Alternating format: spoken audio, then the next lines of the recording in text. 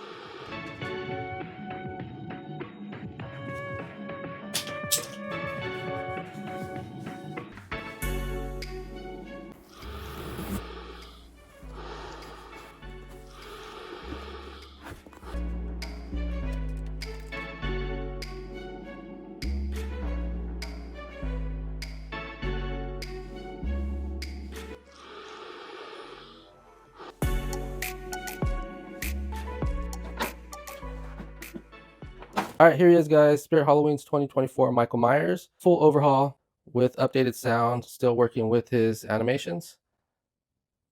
Let's check out a demo, and then we can go over everything we've done to him.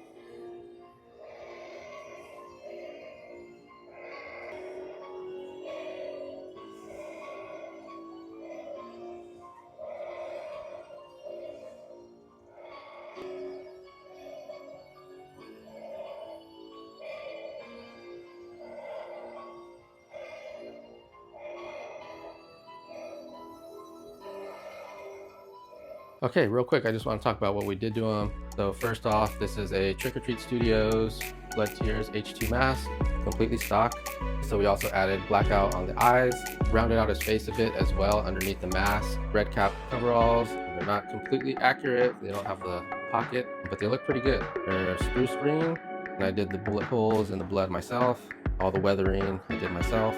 We also got some real boots on him. Still need to weather these a bit, but that makes a huge difference compared to the black plastic ones he comes with. We got his body filled out with some foam and cotton.